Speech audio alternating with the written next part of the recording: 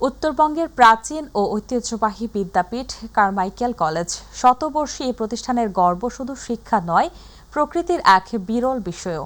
College চত্বরে দাঁড়িয়ে থাকা আফ্রিকার দুর্লভ প্রজাতির শতবর্ষী কাইজালিয়া গাছটি আজ গবেষণা ও সংরক্ষণের দাবিতে নতুন করে আলোচনায় এসেছে। রংপুর থেকে মাহমুদুল হাসানের রিপোর্টে দেখুন বিস্তারিত। রংপুর কারমাইকেল কলেজের প্রধান ফটক দিয়ে প্রবেশ করলেই চোখে পড়ে ছায়াঘেরা এক মনোরম সড়ক। একটু সামনে এগোতেই দৃষ্টি আটকে যায় একটি সাইনবোর্ডে। সেখানে লেখা, দাঁড়াও প্রতীকবর, আমার নাম কাইজেলিয়া, আমাকে বাঁচিয়ে রাখার দায়িত্ব তোমাদেরই।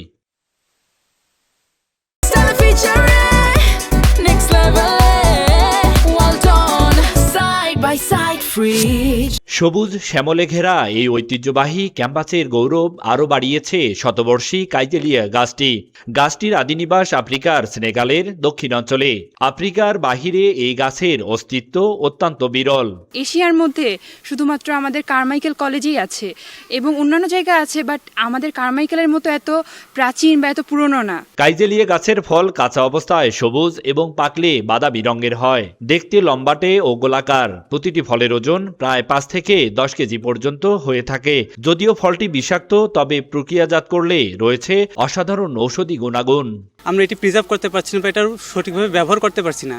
প্রক্রিয়াজাতের মাধ্যমে বিভিন্ন ধরনের মেয়েদের প্রসাধনী তৈরি করা যায় এবং এটা চর্মরোগ থেকে শুরু করে আপনার ক্যান্সার রোগেরও প্রতিষেধক হতে পারে, তাই এটা নিয়ে গবেষণা করা উচিত।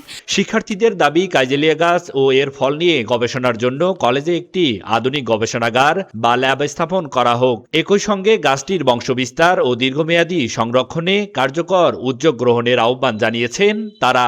বন বিভাগ থেকে শুরু করে যারা এই বিষয়ে দেখাশোনা করেন তাদের কোনো নজরদারি না থাকার কারণে এটা অবহেলায় পড়ে যাচ্ছে। এই ফলের এত উপকার আমরা শুনে আসি বিভিন্ন জায়গায়, কিন্তু এই ফলগুলো দেখি আমরা গাছের নিচে অবাধে বিচরণ করে থাকে। কারমাইকেল কলেজে যে কাইজেলিয়া গাছ রয়েছে সেই গাছটির সঠিক পরিচর্যা করে এবং এর থেকে অন্যান্য গাছের যে গাছ মানে উৎপাদন করা সেটা কিন্তু তারা যেন করে, এই প্রত্যাশা আমাদের থাকবে।